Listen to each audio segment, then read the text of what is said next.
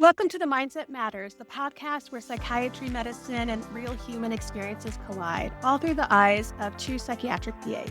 We're your hosts, PA Mercedes Dodge and PA Jessica Spissinger, two passionate psych PAs on a mission to bridge the gap in mental health care.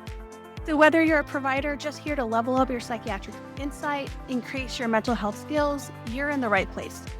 Each episode, we shine a light on the incredible work PAs are doing in psychiatry and beyond.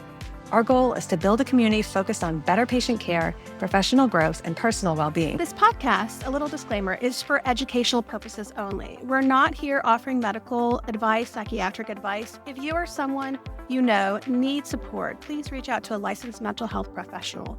All right, guys, let's dive in. We're here for your story. Sure. So I am very happy to interview you with Jessica, Anthony Campanella. So I understand that you have been practicing psychiatry for 5 years. Right. Tell us a little bit more how you got into psychiatry, specifically the adolescent and child psychiatry, because that's what I do. And I specifically went into that because there was a need and I love it. Mm-hmm. What brought you? What pulled you? What gravitated you? Yeah, so it's interesting. I actually didn't want to do psych at all. I was at school or even before school. I really wanted to do orthopedic surgery, which is very different. But I had a really good rotation. I was in school, specifically in child and adolescent psych. And there was this one patient who made a really big impact on me. And it was such an impact that I was like, okay, maybe I can see myself doing this. But I think I still wanted to do ortho. When I graduated, it was August 2020. Florida was one of the only states open. I went back home looking for a job.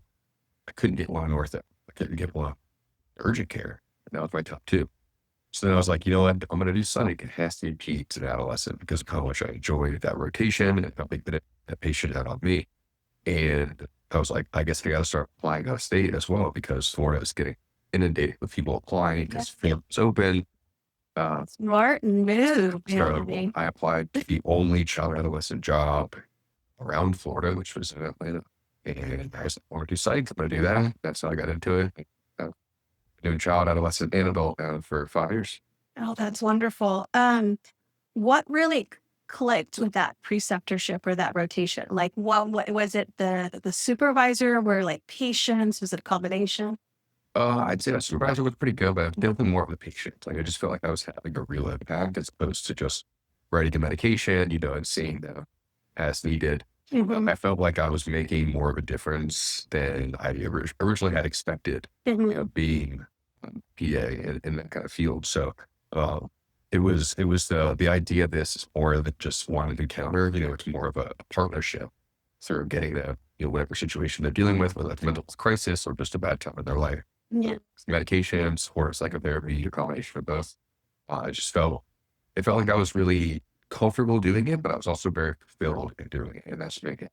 And so you mentioned like your practice is like generally pretty acute patient populations are older. And Renee, can you tell us a bit more about some? Yeah, so when I transitioned from just pediatric and adolescent to kind of all three, my insurance that I was biggest change to more of the Medicare, Medicaid, or sicker patients. So yeah, I see probably 50 schizophrenic patients a month, 75 bipolar a month, and the typical anxiety, depression. So I'm seeing a lot of patients that need long-acting injectables or are on both two mood stabilizers and antipsychotic, or two antipsychotics, one of them being an injection, one of them being oral. So it's just very sick patients that need more than just a telehealth visit once every 2 months.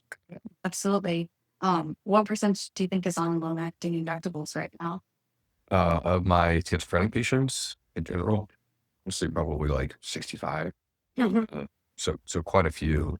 So it works so well. Yeah. Yeah. And like they mentioned earlier during these lectures, you've got, the steady state of the medication, the ensuring adherence.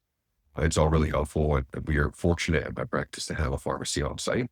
So I write it for the pharmacy. They get the shot while they're there in the clinic. And also, I swear about administering the shots so I can see more patients. And it's more efficient, right? Absolutely. And so when you see that intercollaboration happening, whether you have a pharmacist on site or whether you have a nurse that's able to fill a protocol, that actually allows us to see more patients and make more impact.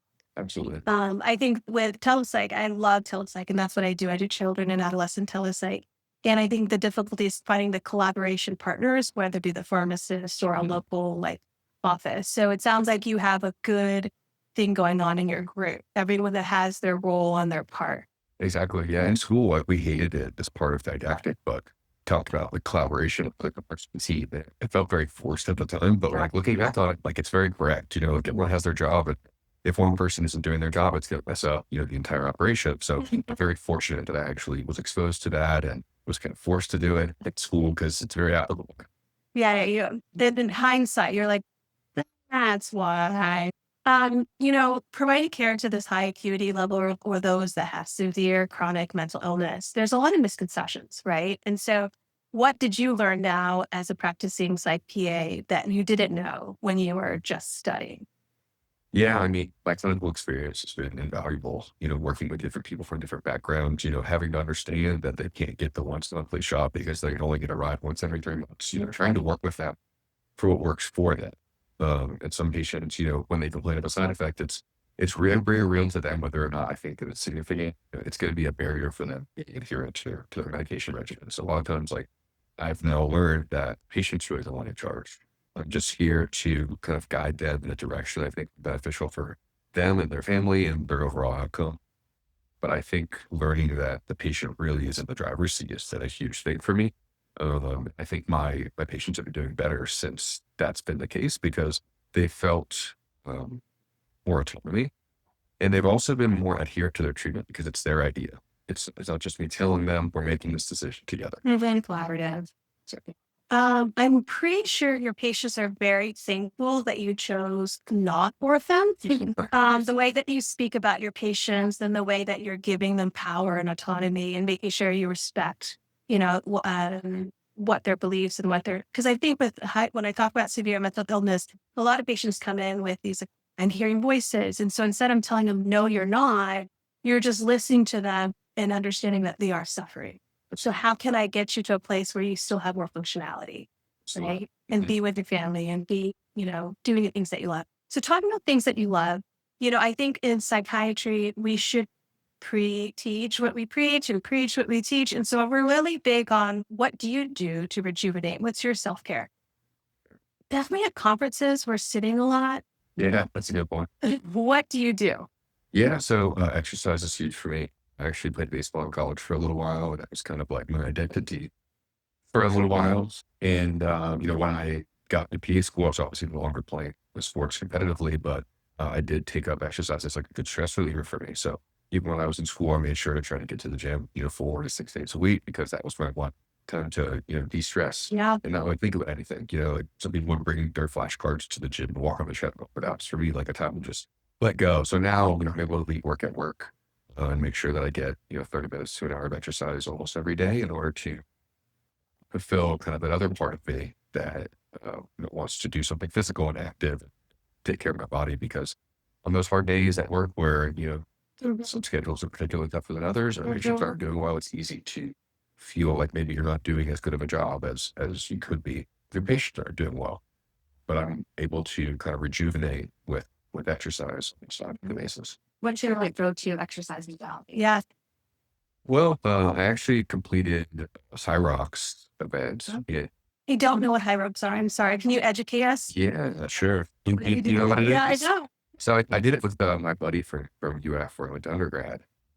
It's kind of like a fitness competition that we did doubles. So like running, and then you do like a calisthenics exercise. So like 1,000 meters of rep, and then you run another kilometer, and then you do like lunges with a sandbag, and then you run another kilometer. So it's 8 kilometers total running, 8 total exercises. It's about an hour and 15 minutes to complete.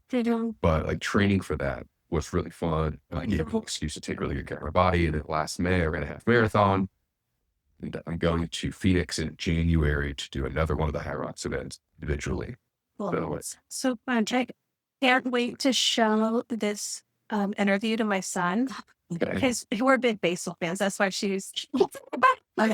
So we went. Both of my boys do baseball, and we just had a conversation that we want to do a family challenge, and so we were looking at mud runs and Spartans for next year to kind of do, because we're big on hiking and weightlifting. So that's when you said that, I was like, see, a PA that puts priority on exercise ensures and it helps you come back to the patient stronger. Because I think that ultimately with our busy life, we forget that in order to do better work, because things do happen unexpectedly in mental health, we have to do the work for ourselves, and challenge ourselves and do things that we maybe didn't think we could do, because that's what our patients are doing every day. Absolutely. I think leaving work at work is super important as a psych PA, and some people just can't do it for whatever reason. I think that was another reason why I really saw psych as a potential avenue for Yeah. me to be successful, because I was able to, give my all emotionally and physically when I was on my rotation, for example, but still,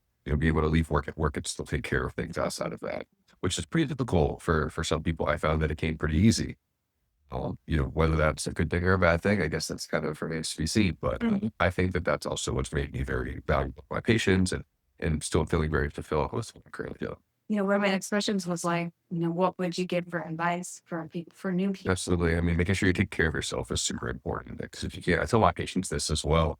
If they have kids, if you're not taking care of yourself, you can't take care of anybody else. So I make sure to take care of myself. I take days off when I'm feeling a little bit overwhelmed, and drawing boundaries with friends or family for gatherings, or even when I need to break from exercising. If I need some more sleep, like just listening to your body would be super important. But for me, most of all, I think like fully diving into psychiatry, whether it's in medication management or learning more about supportive psychotherapy, like when you have that confidence in what you can help the patients even better, because it just kind of has like the back of your hand, right? Like when somebody says like a buzzword that's associated with a certain condition or a certain feeling or a certain medication, I'm able to just easily recommend that for them and know that this is going to help them to feel as best as they can, achieve what they're looking for when it comes to their treatment. That's great.